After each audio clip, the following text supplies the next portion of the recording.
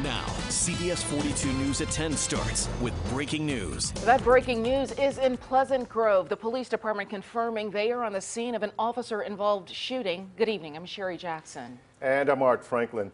That shooting happened just before 6 o'clock this evening inside the Smithfield 4 subdivision. Dozens of homes in that area. It's also where we find CBS 42 News reporter Jen Cardone. Jen, tell us what happened. What's going on there now? Well, Art and Sherri, it's still a very active investigation with multiple police agencies on the scene right here. As you can see, we're here in the Smithfield Forest subdivision, and officers have been out here for over 4 hours now at this point.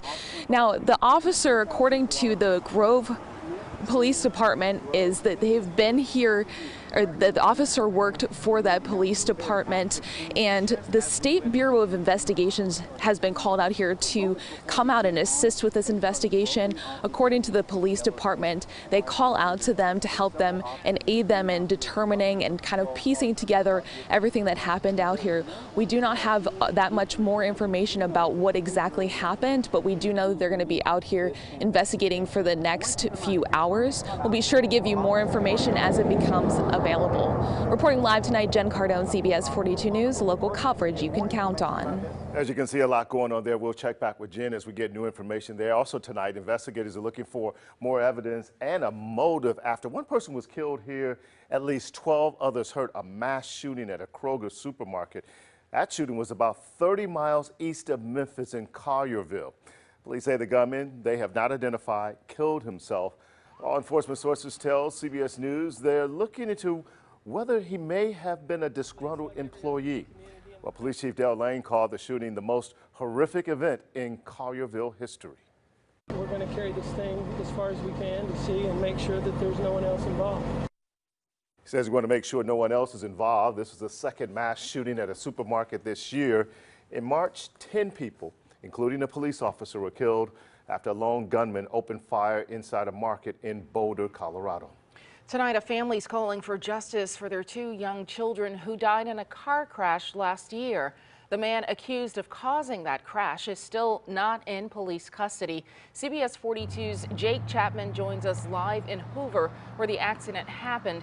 And Jake, you spoke with his family. Sherri, it's been a tough year for this family as their 2 of their children, I should say, Emra and Saris, died in this fatal crash here off Highway 31 a year ago. And the man police say could be responsible, Christopher Anagnos, is still not in police custody. He was allegedly drunk during this crash and faces 2 counts of manslaughter. Tonight, the father speaking out, hoping this man is caught so no other family goes through this nightmare. Every single day he's out there is an insult to my children.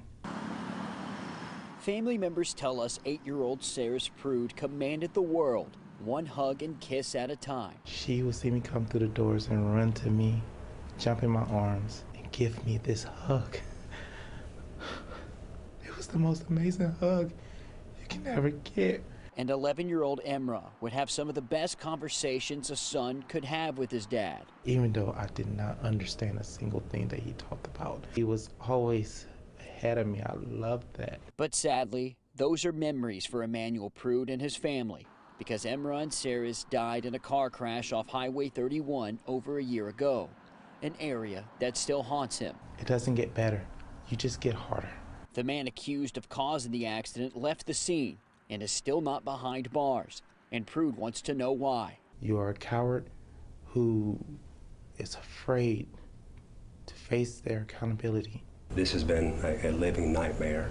Crime Stoppers confirms this is the man police are looking for, Christopher Anagnos. Hoover police tell us the United States Marshal Service Gulf Coast Regional Fugitive Task Force continues to search for him, but they assure the family they're doing everything they can to bring him in. We want everyone to do what they can to help this family.